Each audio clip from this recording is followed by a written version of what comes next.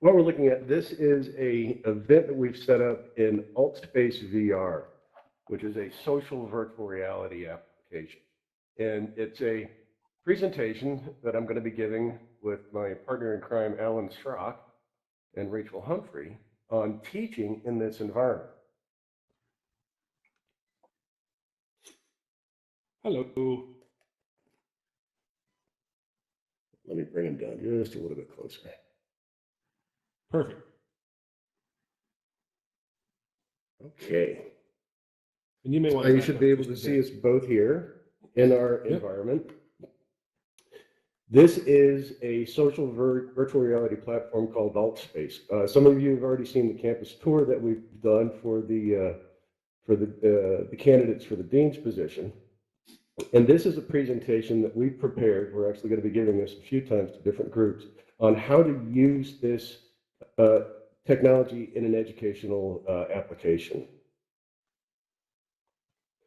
Also, we should talk about the question and answer thing.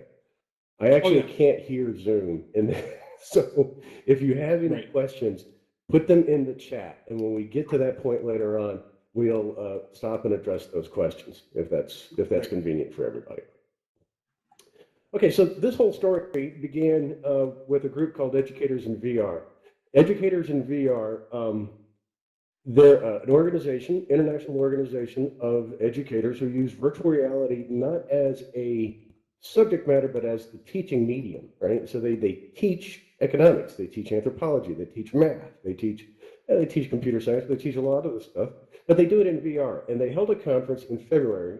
It was entirely in virtual reality, 6 days, round the clock, 150 speakers, 6,000 attendees in AltSpace, or something quite like it. They actually had a couple of different platforms going. And that really opened my eyes. I went to several of events, and they were very engaging. I was getting all of the benefits of going to the conference without the going part of the going to the conference, which, personally speaking, just for myself, was my least favorite part of going to the conference. And this wasn't even brought about by any kind of viral necessity. They just did it because that's what they do. The next thing was IEEE VR was actually canceled by the COVID virus immediately after the Educators in VR conference. And over the course of 2 weeks, they transitioned the entire conference proceedings onto another platform called Mozilla Hubs. Now, it's IEEE VR. I would expect them to be able to do that. And everybody that was presenting it was responsible for setting up their own space. But still, it was a tremendous example of what could be done in social virtual reality. Should the need arise. And there is a new demand. A lot of the statistics and a lot of the figures that I've been looking up on market use and market share and virtual reality usage all take place before the virus hit. But we know that there's a new demand to find innovations and alternatives in online teaching. And then there's online replacements for events, face-to-face events that have been canceled, job fairs, campus tours, workshops, conferences, classes, all sorts of things that normally people would have just got together and do. They're looking for a way to recreate that experience, not just disseminate information, but to recreate that experience online.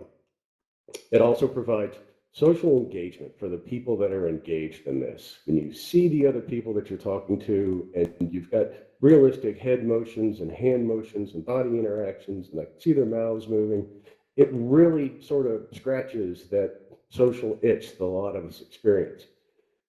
And then there's always Zoom fatigue. This article that I've linked to in my slide talks a lot about online education through VR as opposed to Zoom as a way to sort of handle some of the other issues that you get from, the Brady Bunch style of Zoom or video chat sort of interaction.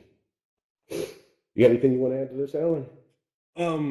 Just that I've heard from plenty of students that they're getting Zoom fatigue too, just from all these classes that are just watching. That's not what they bargained for. So some of the feedback we've gotten is even changing up, like we're going to talk about with what Rachel and I have done for our class, has been at least more engaging to watch, even though it's asynchronous.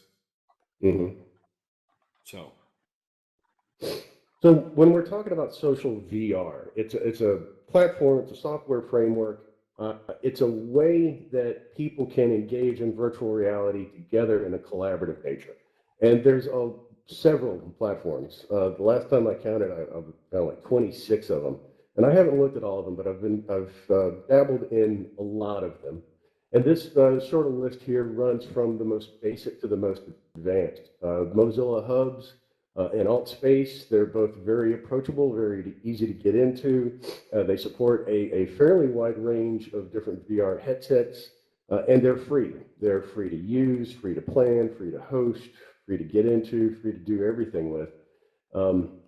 But there's other ones like Engage and VR Bella, Neos VR, Somnium Space, and Glue all have different levels of price structure. Some of them are priced based on your usage. Some of them have a flat fee. And typically you get what you pay for. So the more you pay for, the more exclusive the content, the higher resolution the models and materials, the richer the experience and the better the tools, but also the higher the price. And the more expensive the buy-in for the equipment too. That's Getting right. into Mozilla Hub, you basically need your computer. Getting into AltSpace, you can do on a standard PC. Getting into Glue, you need a tethered headset. So you're talking a whole lot more money, not only from paying like Glue, but also to make sure you can have the technology to get into it. So there is a definite barrier there. Mhm. Now, for non-VR users, all the major platforms have a non-VR option. A lot of them will run in a browser, like Mozilla Hubs runs on pretty much any web browser. AltSpace has a 2D version of the client. Glue has a 2D version. Some of them start off with a 2D version, like VR Bella currently only has a 2D version, but Rift and Quest support is in beta, and that's another very popular platform. But the benefit of the 2D version is that a lot of times it's really great for streaming and recording. What we're actually looking at on this screen is my 2D client that's standing here acting as a camera. It records very well. You get a nice high resolution image of it, and it's very steady. It's a good recording and presentation means. If I wanted to present a class with this and have access to, say, a side panel with a web page full of notes or something, or maybe a Zoom window, then the 2D client really is good for that. There's some disagreement on my colleagues from this part, but I think it lacks the engagement of the immersive version, meaning that the 3D version is going to be better. You just get more out of being in the environment, I believe. And anecdotally, I've heard a lot of people state the same thing. And then there's the motion sickness issue. You just don't get it with the 2D client. And a significant portion of the people do experience some sort of nausea when they're wearing a VR headset. There's just no way around it. And the 2D client, if that's a problem for you, the 2D client alleviates all of that. Mm-hmm. And having both for buy-in is really, I think, essential. We wouldn't want to pick anything for the education world that requires people not to be able to see. Right. Some people are okay with it. Some people aren't. Different level of motion sickness, whatever, as well. But I think it's just some people are cool with the immersive. Some people wouldn't trust having their vision blocked. That's a thing right. Some people don't want to wear a headset. Some people have claustrophobia. There's a lot of things that are going to keep people out of a VR headset. So you don't really want that to be the only way that you engage with them. You need to provide options for the people that can't or won't or aren't able to. Every platform has what we call a sandbox, which it imposes limitations on what we're going to be able to do and what we're going to be able to bring in. Some sandboxes are more generous than others. Most of them are pretty restrictive for a number of different reasons. Security is one of those reasons. They don't want people being able to upload objects into the world that has code attached to it, because I could do some pretty malicious stuff if I could attach software to the objects that I bring into this space. But for the most part, a lot of content does come in very seamlessly. Videos, slides, web pages. Yeah, well, example of that right here. This thing that's up over Alan's head is a live view of a weather data map that is being served up on the internet. One of my students, Marty, wrote a little application that can exist in here. It's fair inside the sandbox that goes out and reads that data and brings it into this space. And he has it set up so it can auto update. So we could have this map update. I think he has it set every 15 minutes. It goes out and gets the newest map.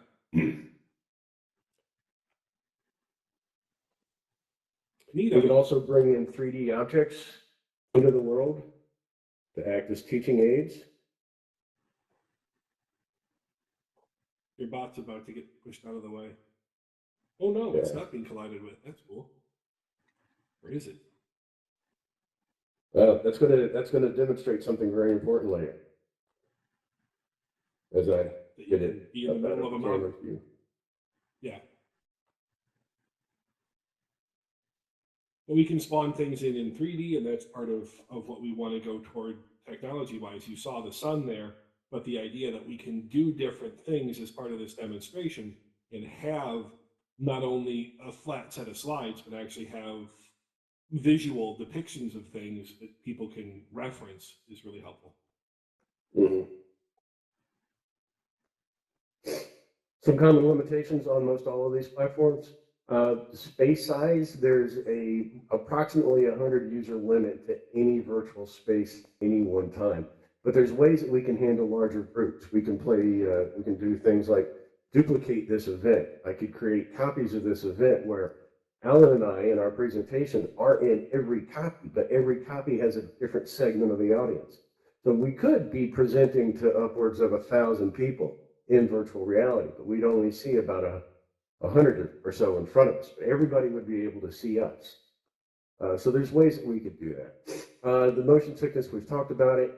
And then it lacks experiential interactivity. Now, what I mean by that, that's kind of a rabbit hole. I don't want to go too deep into that, but there's a difference between experiential virtual reality and social virtual reality.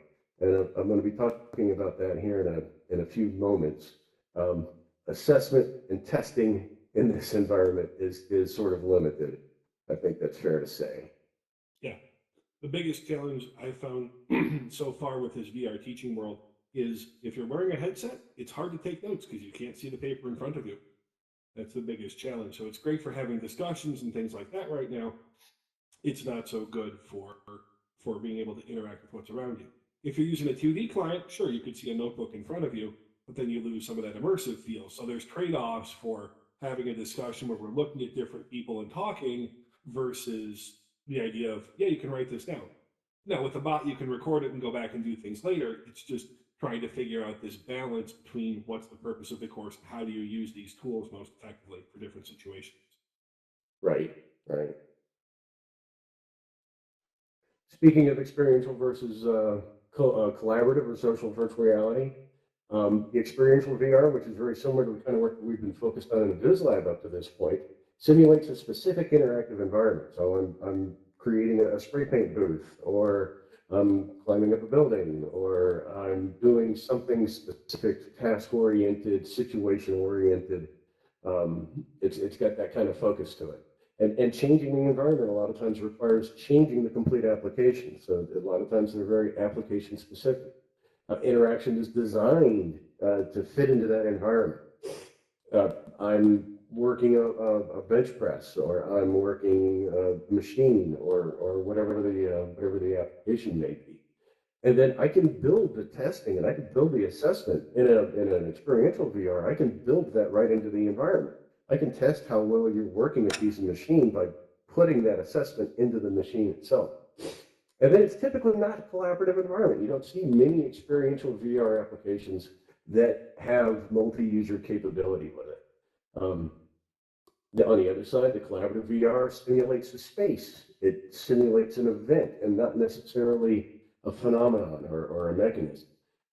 I can repurpose this space and have as many different lectures on as many different topics as I want to in it. It's a delivery platform of pretty much anything that you would deliver presentation-wise in real life can be presented in social VR.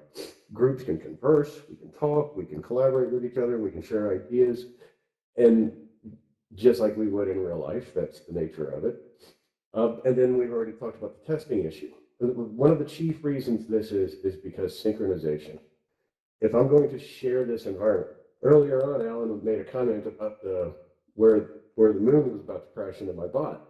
From my point of view, the moon was nowhere near my bot. Because to us, that animation is out of sync. We come into the world at different times, so we see this animation at different points.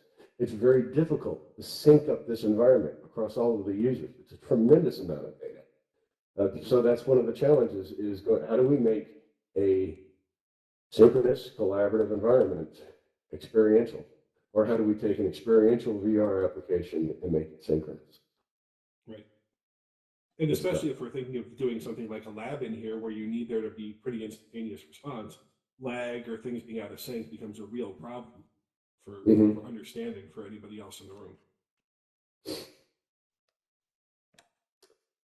Next, I'd like to talk about some faculty adoption strategies. I want to briefly mention Stephen King at the Hussman School of Journalism and Media at UNC.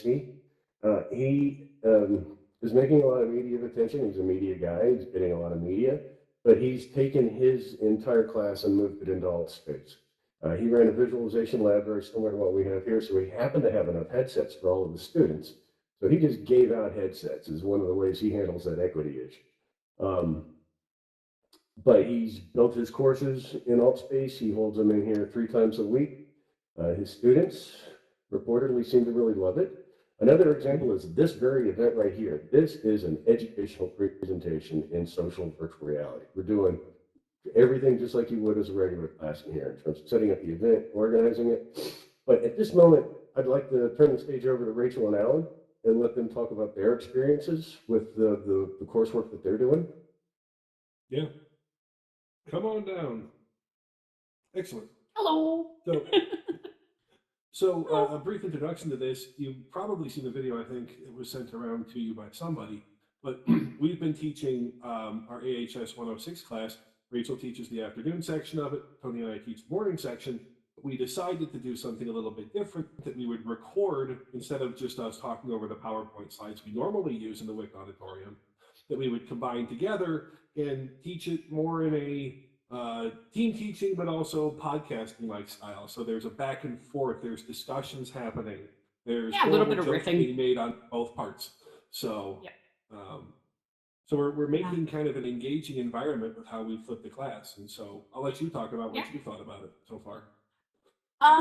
Well, I've really enjoyed that, but I also really enjoyed it when we had a student in there who was able to actually ask us a question in real time. She was also in AltSpace at the same time, and we could answer her question in real time. She was able to ask for any clarification that she needed, and it was, instantaneous feedback because we were talking with each other. So I really like that aspect of it as well. The reports that I've been getting from the students is that it just makes it more exciting. It makes it more exciting than just them reading their slides on their own. And so, it's been a learning experience for sure. I am one of those people who does get nauseated pretty easily in here, but as long as I have a wall on which to lean, I'm okay. So it's been very interesting. Yeah. One of the challenges for us has been, how do we use this technology effectively as part of the class? So one of the things we decided pretty early on, and a lot of it was what you were saying from the ed perspective, talking at them for 75 minutes may not be the most effective thing in the world because they're going to want to tune out. So what we did was we split the class up in our note sets up for the things that were pretty well self-explained by the slides. We're posting those slides that they can review on their own. And then we're talking through the most confusing parts of the lecture, or the things that there's a lot of stories we're bringing in that we need to add the flavor to. And so we're doing part of the lecture time in this AltSpace world that we're recording, and then we're doing part of the time in the, or they're doing it with pre-generated slides that they can work through at their own time and pace. And then we're quizzing them on both at the end. So they have to engage with both sets of this. Both the video that we're making here and the slides, but it's better, I think, than all one or the other. And I've got some feedback. They kind of like having both pieces of that too. Yeah, I absolutely agree. And another thing that I really like about this is that because not everybody has access to a headset, clearly, I really like that there is the 2D version of this that is accessible by everybody who has an internet connection. Now, I realize not everybody has an internet connection, but it really is accessible for everybody who does have an internet connection. And so, having it accessible to everybody has been really great as well. So, Where are both of you physically right now? About this if y'all have any questions as we go along later too, but Mark, let's finish out what we got here, and then we'll I'll flip over and we'll do some of the Okay. Q&A stuff. I'm gonna I switch can't off hear that Zoom, way. but I can hear that people are speaking on Zoom. Okay. So we're almost done here. If you're interested in having a course in social VR, there's a few things to keep in mind. I'd like to mention that it's not limited to STEM or technology courses. I know economics people. There's all sorts of material being delivered in AltSpace all the time. There's churches, support groups, Alcoholics Anonymous. There's all sorts of pretty much every kind of interaction that you can think of and every kind of presentation that you could think of is available in these environments. If your presentations are the kind where you use a lot of slides or videos, YouTube videos, images, that stuff transitions, I don't want to say seamlessly, but it's pretty close to seamlessly into this Once you environment. figure out how to do it, it's not bad. Figuring out how It to is do it, not bad. we can help you with that if you want to get going with it. Now that we Yeah, know how to do there it, I is- think all three of us would be happy to help. So Yes. Yeah, and once you get used to it, it's no big deal. Which leads me to my next point. If you're really serious about it, you get a headset, get in it, get into a community. Don't underestimate the social value of social VR. AltSpace has a tremendous community of mature, friendly, knowledgeable people who will help you set up. If I wanted to, I could have had, I don't know how many community helpers in here managing this event or filling the space if we wanted. They're all online and they're all very helpful. And then as we've talked about before with the equity, you want to provide multiple solutions for your students. The 3D is going to be better than the 2D. The 2D is going to be better than Zoom. And that's how we reach out as far as we can get. And then, if they can't watch it on Zoom, we can record it. right.